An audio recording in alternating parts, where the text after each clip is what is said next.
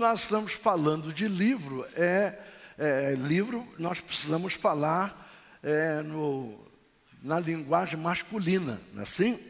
Então, o capítulo 6 do segundo livro de Reis, capítulo 6, a partir do verso 24, diz assim: E sucedeu depois disso que Ben-Hadad, rei da Síria, ajuntou todos o seu exército e subiu e cercou Samaria. E houve grande fome em Samaria, porque eis que a cercaram, até que se vendeu uma cabeça de um jumento por 80 peças de prata, e a quarta parte de um cabo de esterco de pombas por 5 peças de prata. E sucedeu que, passando o rei pelo muro, uma mulher lhe bradou, dizendo: Acorde, meu rei, meu senhor. E ele disse: Se o Senhor te não acorde, de onde te acudirei eu? Da eira ou do lagar? E disse-lhe mais o rei: Que tens? E disse ela: Esta mulher me disse: Dá cá o teu filho, para que hoje comamos, e amanhã comeremos o meu filho. Cozemos, pois, o meu filho e o comemos. Mas dizendo-lhe eu ao outro dia: Dá cá o teu filho, para que o comamos, escondeu o seu filho.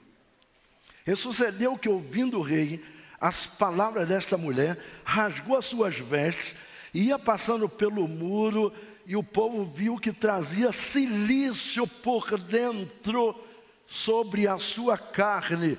Eu vou explicar, porque muita gente não sabe o que é isso.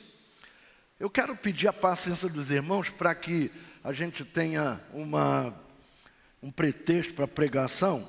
Eu tenho que buscar aqui um contexto. Então peço que agora nós vamos continuar no livro de Reis, segundo Reis, capítulo 7.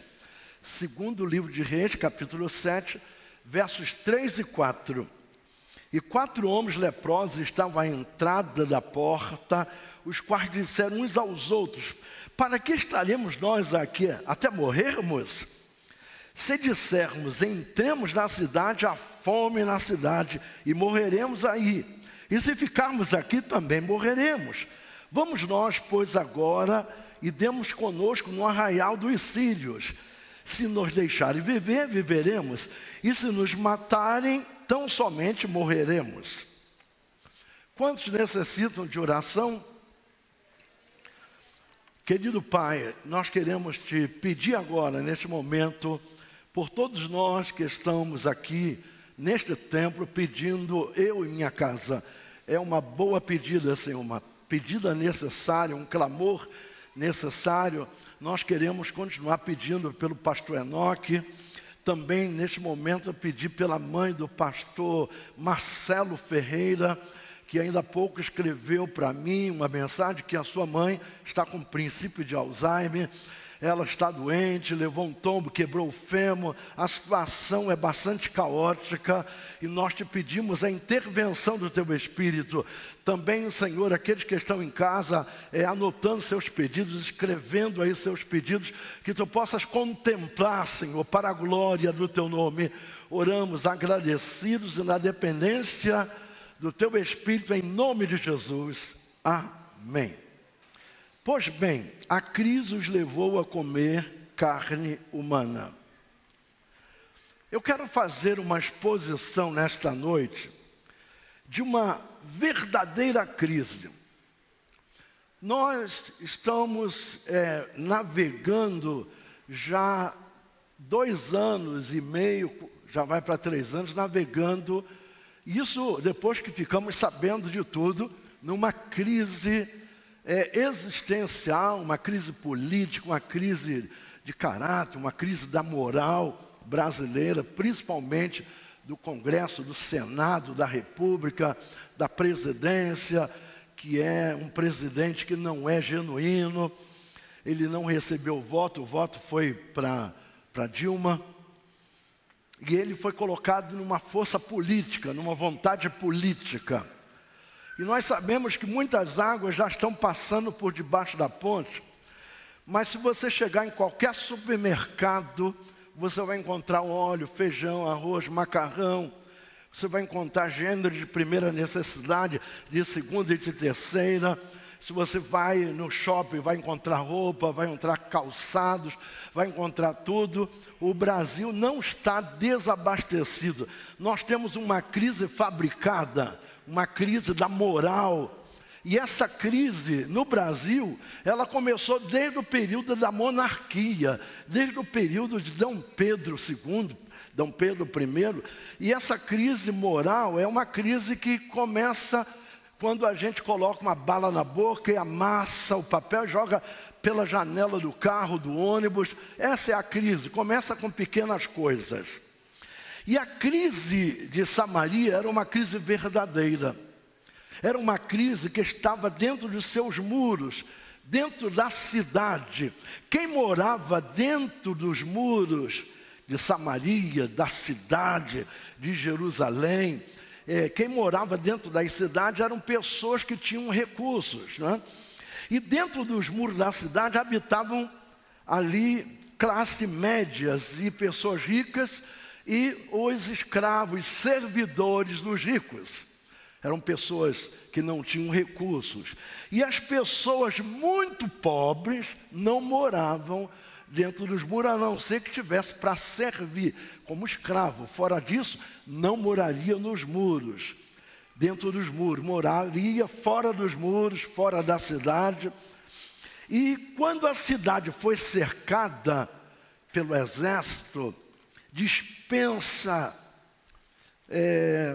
qualquer comentário mais forte de dizer que quando uma cidade está cercada, significa que ninguém entra e ninguém sai.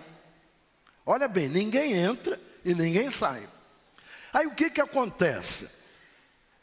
Irmã Sônia, lá na sua casa, não sei quem faz a compra, se você ou o Adolfo. Quem é dos dois que faz? Os dois, como é que é? Os dois. Muito bem, aí você faz compra para 15 dias.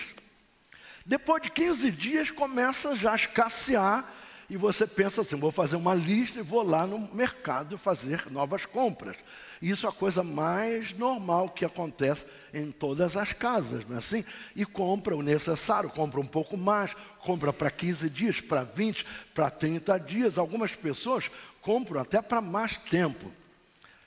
E quando a cidade foi cercada, a despensa do povo escasseou, se evaporou, não havia nada para comer nas prateleiras das despensas. Pense agora nessa crise. Há dinheiro e as moedas eram moedas de material bom, como era ouro ou prata. Então as moedas eram de ouro ou de prata. E essa crise levou uma cabeça de jumento para biscoitar a carne que tem naquela cabeça, 80 peças de prata. É como se fosse 80 moedas de prata. Veja bem, irmãos, que as pessoas que tinham recurso ainda podiam matar o seu jumento, que estava puxando, tração animal, puxando a carroça dentro da cidade. Vamos abater esse animal. Então as pessoas que tinham menos recurso, ele tinha que ajuntar 80 peças de prata e comprar a cabeça do jumento para comer. Não sei se um dia, se 2 dias, do tamanho da família que tinha.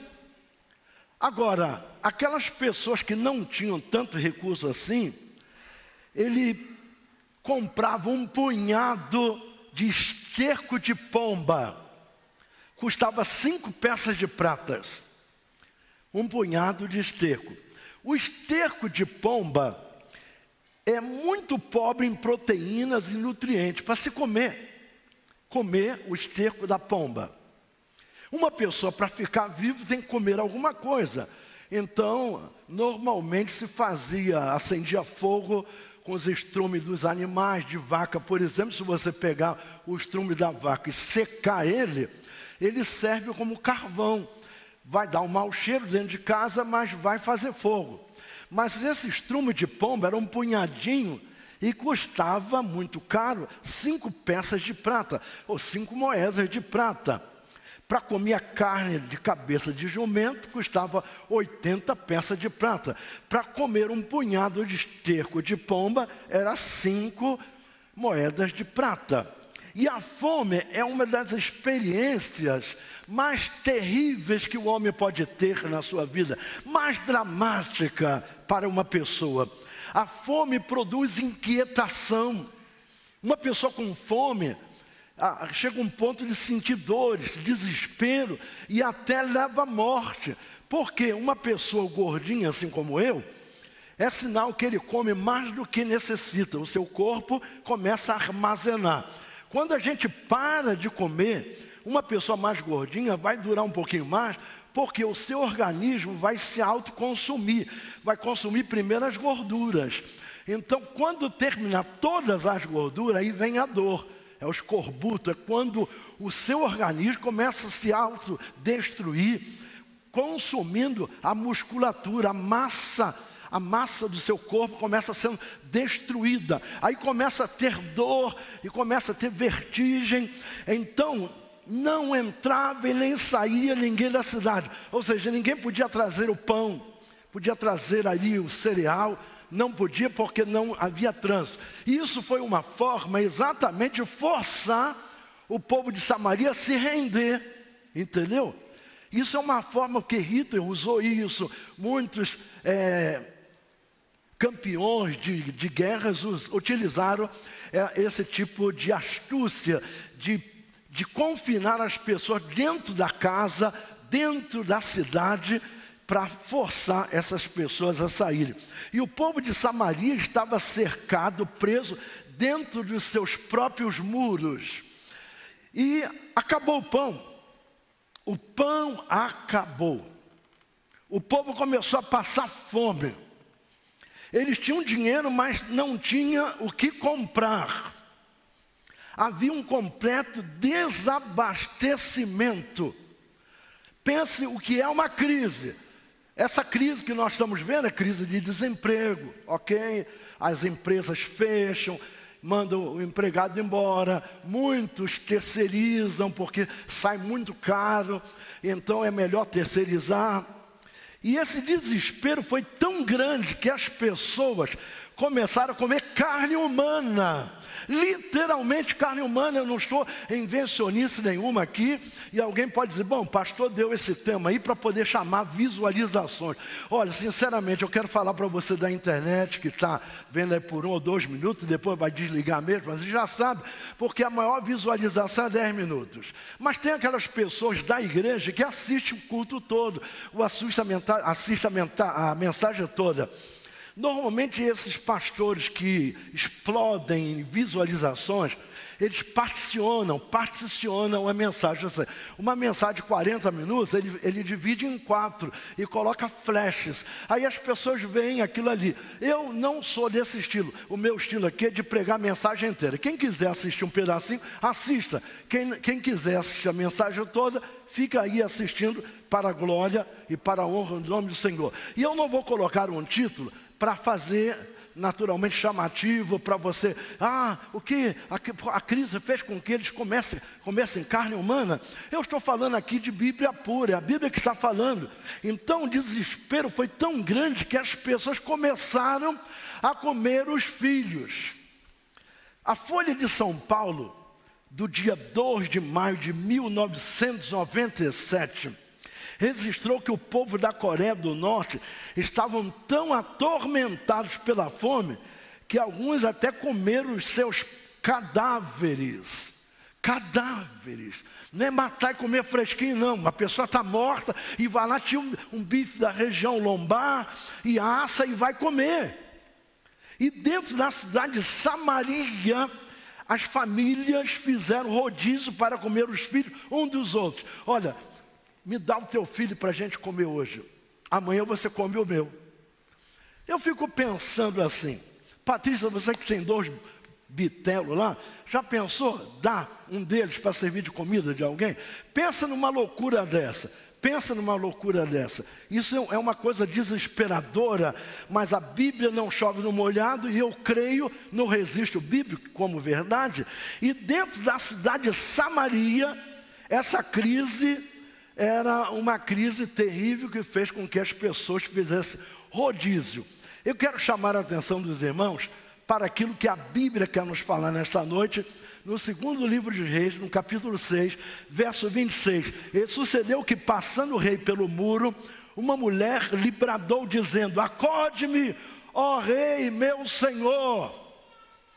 E ele lhe disse: se o Senhor te não acode, de onde te acudirei eu? Da eira ou do lagar? Eu acho que ele ainda estava brincando com ela. Disse-lhe mais o rei: que tens? E disse ela: esta mulher me disse: dá cá o teu filho, para que hoje comamos, e amanhã comeremos o meu filho. Cozemos, pois, o meu filho e o comemos. Mas, dizendo-lhe eu ao outro dia: dá cá o teu filho, para que o comamos, escondeu o seu filho. E sucedeu que, ouvindo o rei as palavras desta mulher, rasgou as suas vestes. Ia passando pelo muro, o povo viu que trazia cilício por dentro sobre a sua carne. Comer os filhos para não morrer de fome. Isto é uma crise real, é uma crise verdadeira. Essa crise que nós estamos passando é fichinha.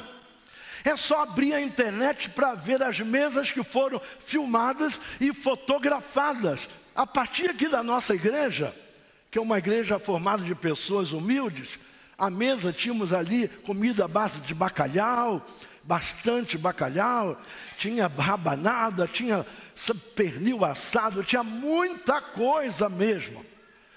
E no dia seguinte, muita gente jogou comida fora, muita comida boa. Eu vi pratos cheios de comida boa sendo jogada no lixo. Que crise é essa?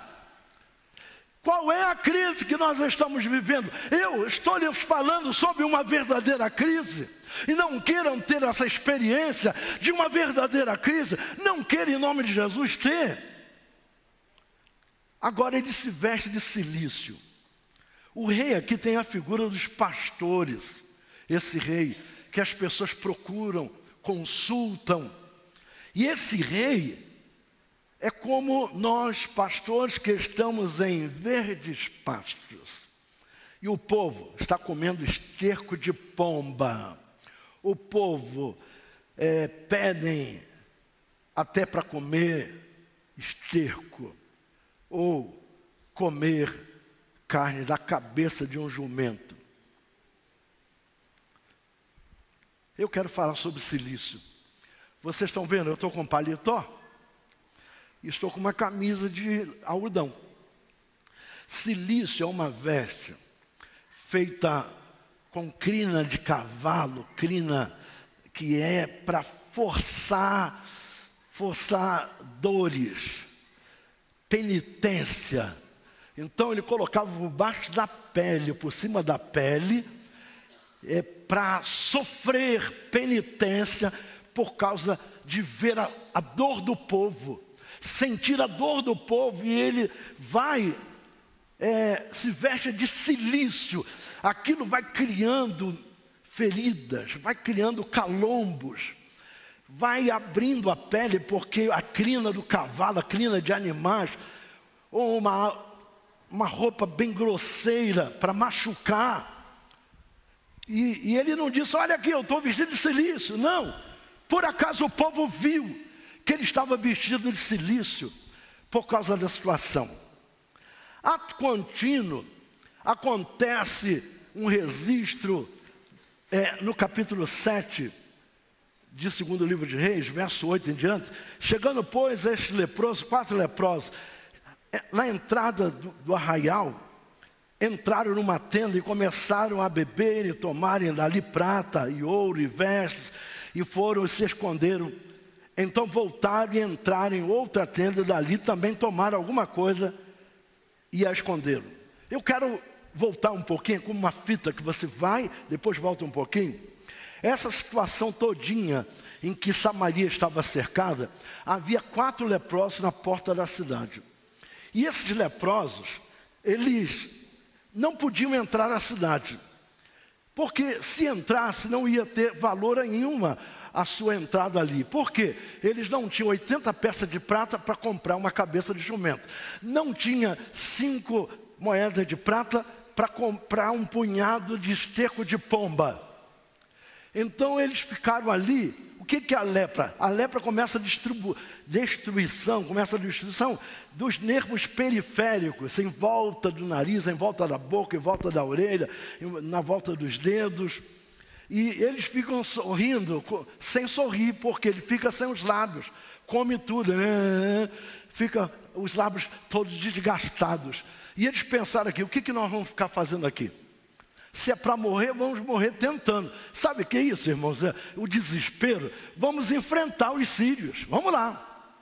E Deus é um Deus tão misericordioso, que quando nós tomamos uma decisão por fé, Ele nos acompanha nessa decisão. Mesmo que você não ore, mas que você tome uma posição de fé, Deus vai te acompanhar nisso. E eles falaram um para os outros assim, vamos agora, se ficarmos aqui, vamos morrer.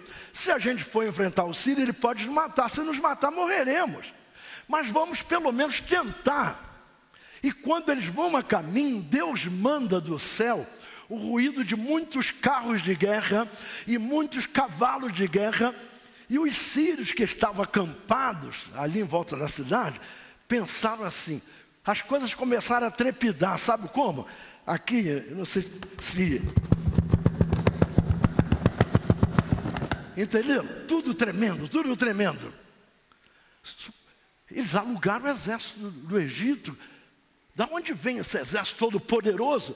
E eles saíram com as calças na mão, fugindo. Não deu tempo, irmãos, de colocar os cavalos em ordem, deixar os cavalos lá na cavalariça, saíram com as calças na mão, todo o exército da Síria. E quando os leprosos chegou na primeira tenda, o que tinha de comida igual às nossas mesas no Natal. Que a gente fica aqui escolhendo, bom, o que eu vou comer? Rabanada, letria, figos, o que eu vou comer? O que eu vou comer? Tá, tem tanta coisa, bacalhau, chester, pernil, o que eu vou comer? E eles estavam com fome há muitos dias, e viram a mesa farta. Ai, irmãos, eles caíram dentro. Depois eles pensaram assim, eu acho que isso é uma armadilha, eles vão voltar e vai nos pegar aqui. O negócio é a gente dar uma saidinha, para ver, saíram um pouco, ficaram num certo lugar, olhando de longe. E o que acontece quando a gente almoça e passa mais 5 horas depois do almoço, hein? Tem vontade de quê?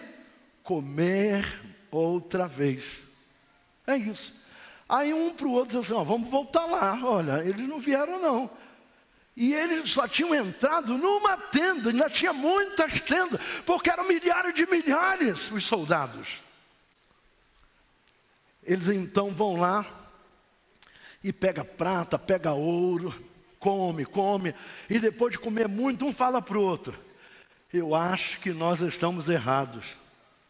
Não fazemos bem, nós estamos calados, o povo lá em Samaria está morrendo, tem toda essa comida e nós não falamos nada, estamos de braços cruzados, não fazemos bem, vamos até o rei e vamos anunciar esta grande fartura. Mas eles não sabiam que dias atrás Eliseu havia profetizado que havia comida barata. E não muitos dias depois, inclusive, o que aconteceu? Tinha um sujeito grandão lá, que escutou profetizar isso, Eliseu profetizar, e falou assim, não tem Deus que possa trazer comida para esse povo, não tem Deus que possa fazer todo esse milagre, não tem ninguém. Sabe o que aconteceu? Quando aqueles leprosos chegaram até Samaria e falou para o rei, que o rei então foi lá, olha, foi uma confusão, tiveram que organizar, olha, nós vamos fazer o seguinte, vamos vender baratinho, mas tem que ter algum dinheiro na mão, vamos lá. Esse camarada grandão, ele foi pisoteado e morreu. O que tinha zombado e dizer que não haveria Deus que pudesse trazer comida para tanta gente assim de uma vez só. Morreu pisado, gente de quase 2 metros de altura, morreu pisado, é só vasculhar lá na Bíblia que você vai achar.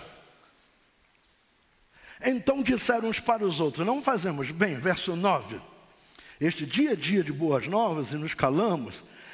Se esperarmos até a luz da manhã, algo mal nos sobrevirá. Pelo que agora vamos e anunciamos a casa do rei. Vieram, pois, e bradaram aos porteiros da cidade e lhes anunciaram, dizendo: fomos ao arraial dos sírios, e eis que lá não havia ninguém, nem voz de homem, porém só cavalos atados, jumentos atados, e as tendas estavam cheias. Não fazemos bem. Nós estamos em 2018.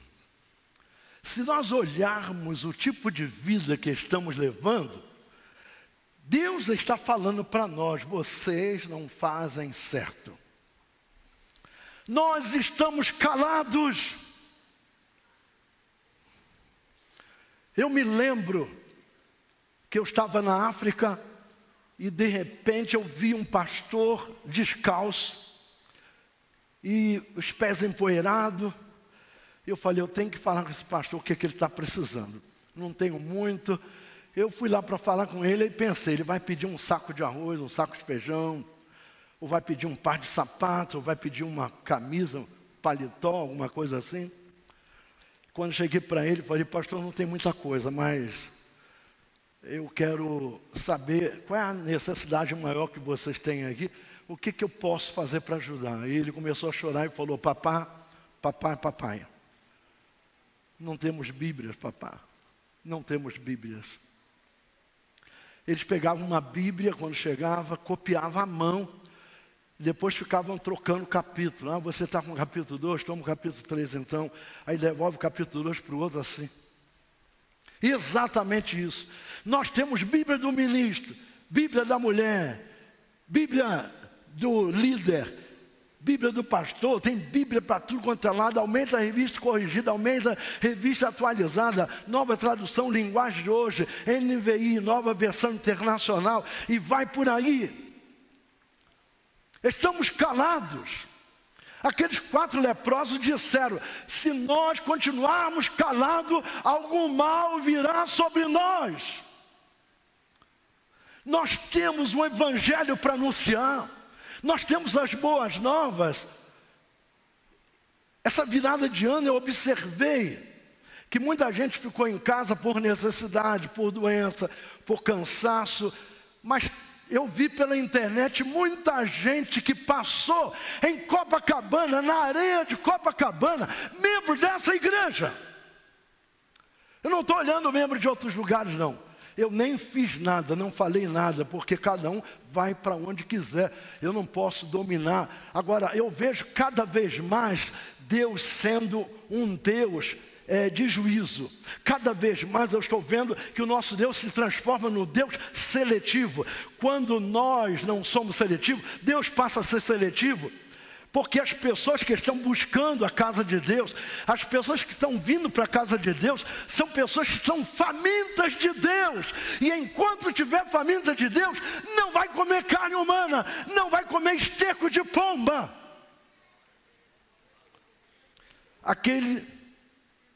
O tempo dos juízes, Belém de Judá também enfrentou um tempo de fome. A terra que mana leite e mel estava agora assolada por fome. Fome é um juízo terrível. Aquele era tempo dos juízes. Na época em que o povo com frequência se desviava da presença de Deus. Em Juízes capítulo 21, verso 25 diz: naqueles dias não havia rei em Israel, porém cada um fazia o que parecia reto aos seus olhos. Não mudou nada. Mudou o penteado, a cabeleira é a mesma. Só o penteado é que mudou. A cabeleira continua sendo a mesma. E esse tempo da judicatura significa Deus no centro, Deus no comando, não é monarquia. Judicatura, o tempo de juízo, Deus deveria estar dominando. Pode ser resumido assim: prosperidade e bênção. Apostasia. Some aí: prosperidade mais bênção igual a apostasia. Castigo, arrependimento. prosperidade, bênção, apostasia, castigo, arrependimento.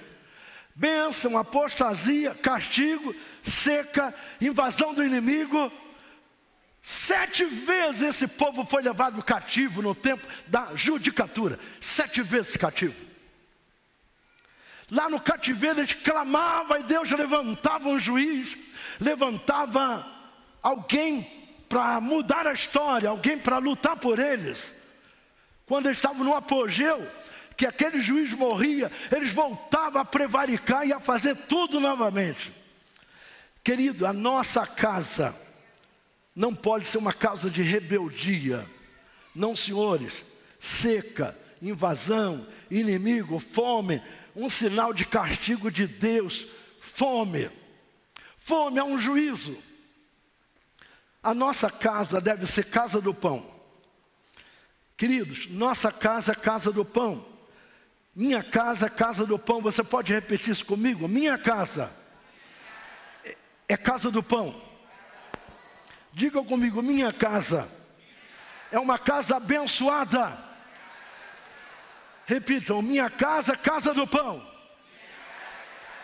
Minha casa é casa abençoada. Não tem maldição na minha casa.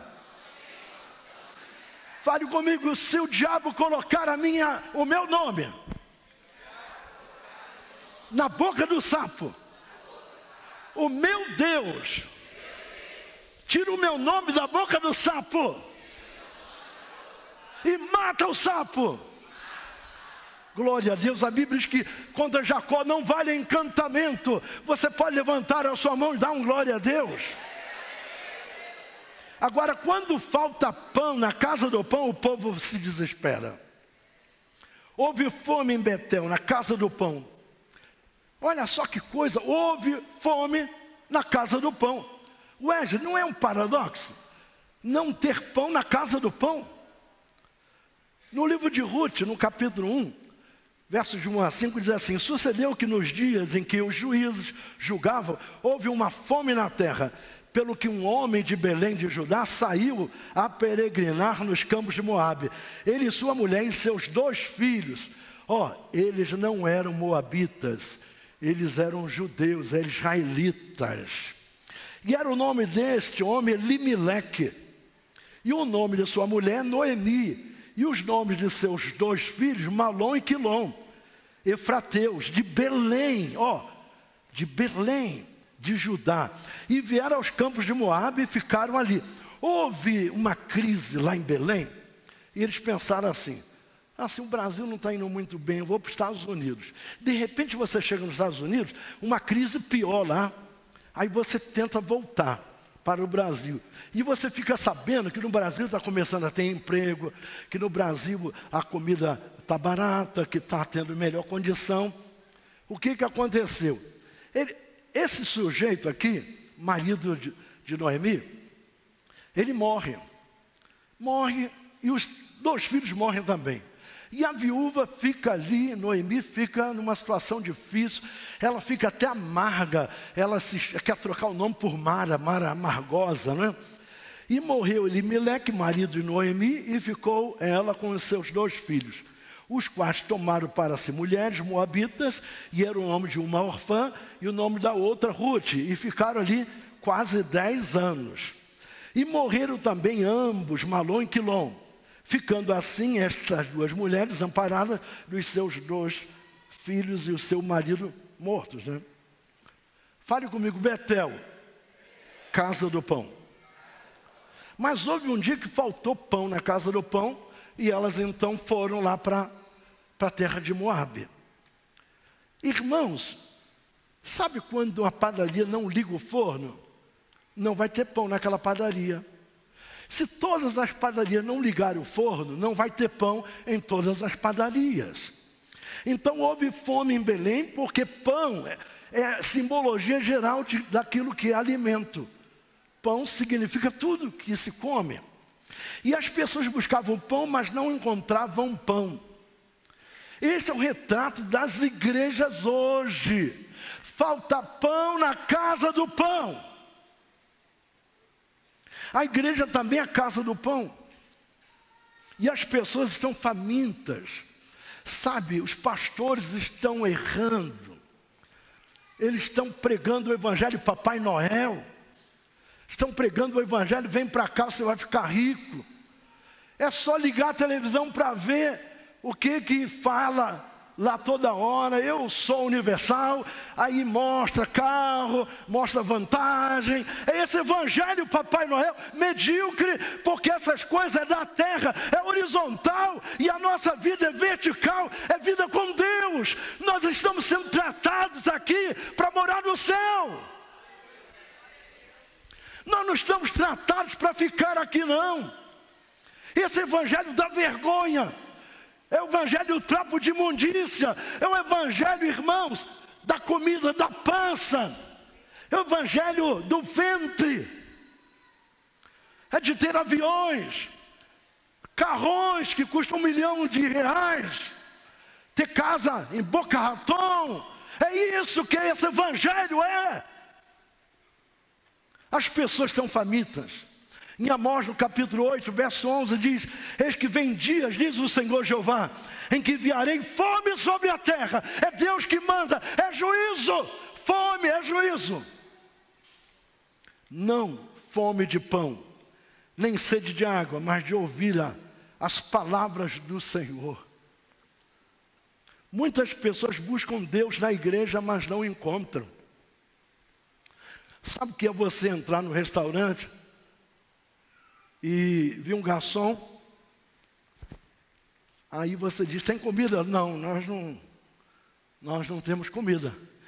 Mas isso aqui não é um restaurante, mas não tem comida não. Ué, o que tem aqui? Não, nós estamos vendendo aqui querosene, sabão em pó. Ué, mas não é restaurante? Encontro muitos homens e poucos de Deus. Nessas igrejas tem homem, mas não tem Deus. Encontro ritual, mas pouca espiritualidade. Tem um ritual. Encontro muito da terra e pouco do céu. Tudo é da terra e nada do céu. Nestas igrejas. Ela então tomou a maior atitude da sua vida, Noemi. Os 2 filhos mortos, as suas noras estavam viúvas, Orfã e a Ruth, e ela diz assim: olha, vou voltar para o meu país, mas vocês não são obrigados a ir comigo, porque eu não tenho mais idade de ter filhos. Ainda que eu tivesse um homem hoje, vocês não esperar esse homem crescer para casar com vocês. Assim mesmo que o texto bíblico fala, não vai esperar. Então, vocês vão arranjar marido por aqui mesmo e vai ficar por aqui. E eu estou indo. Irmãos, preste bem atenção. Ela tomou uma atitude na sua vida. Voltar para Belém. Ou seja, voltar para a casa do pão. Belém significa casa do pão. E veio ela, Ruth, sua nora, viúva. Noemi tinha insistido para que Ruth ficasse em Moabe. Os moabitas, segundo a Bíblia, não podiam compartilhar as bênçãos de Deus de Israel. Você não precisa abrir a sua Bíblia não, mas eu vou ler para você Deuteronômio, capítulo 23, versos 2 a 4, que diz assim: nenhum bastardo. Sabe o que é bastardo? Bastardo é adulterino. Fale comigo, bastardo é adulterino. O que é adulterino? Gerado fora do matrimônio, é adulterino. O que se degenerou, ou seja, não é puro, em relação à espécie que pertence. A espécie era de judeus, eles não eram. Nenhum amonita ou moabita entrará na congregação do Senhor, nem ainda a sua 10ª geração entrará na congregação do Senhor eternamente. Porquanto não saíram com pão e água, e receber-vos no caminho quando sair do Egito. Porquanto alugaram contra ti Balaão, filho de Beó, de Petor, da Mesopotâmia, para te amaldiçoar. Agora, acompanhe comigo essa questão aqui. Quem era a nora de Noemi? Uma amonita, que chegando em Belém, não ia ser olhado por ninguém com bons olhos. Por quê? Porque ela não era puro sangue, ela não era israelita. E ainda tinha um texto bíblico dizendo: vocês estão fora da minha comunhão.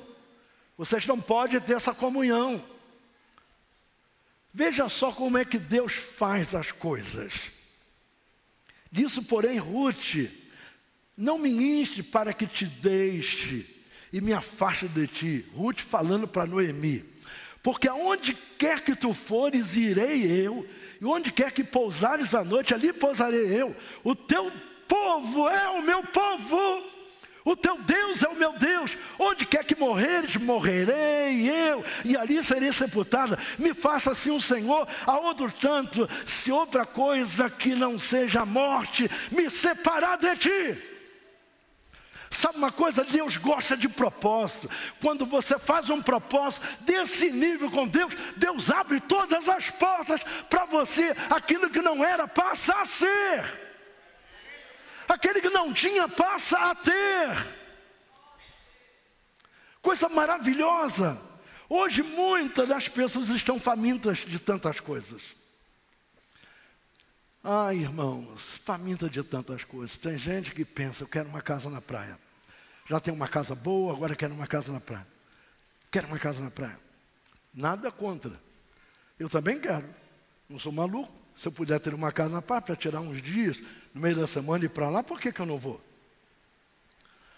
Elas estão famintas das coisas, pelas coisas, de coisas, mas não estão famintas de Deus. Este é o segredo, irmãos.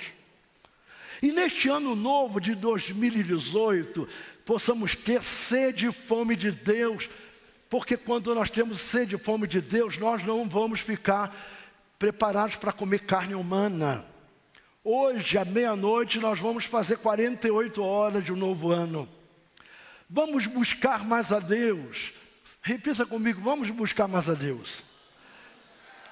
Vamos ter mais sede de Deus. Vamos ter fome de Deus. Nós não temos que passar fome. Quando nós temos fome de Deus, nós vamos ter as nossas necessidades todas supridas. Quando temos fome de Deus, nós não vamos ter fome na barriga, nós vamos ter o que comer e dar para os nossos filhos. O salmista diz assim no Salmo 42, 2: a minha alma tem sede de Deus, do Deus vivo. Salmo 84, de 2 a 5, a minha alma está anelante e desfalece pelos atos do Senhor. O meu coração e a minha carne clamam pelo Deus vivo. Verso 4, verso 3: até o pardal encontrou casa, e andorinha ninho para si, para a sua prole, junto dos teus altares, Senhor dos exércitos, Rei meu e Deus meu. Verso 4: bem-aventurados que habitam em tua casa, louvar-te-ão continuamente. Verso 5: bem-aventurado o homem cuja força está em ti, em cujo coração estão os caminhos aplanados. As pessoas hoje estão buscando as bênçãos de Deus, e não o Deus das bênçãos. Eu tenho falado isso tantas vezes aqui. Não busca o Deus das bênçãos, busca as bênçãos de Deus. Querem os dons. Todo mundo quer dom, mas não querem o doador, o abençoador, não querem.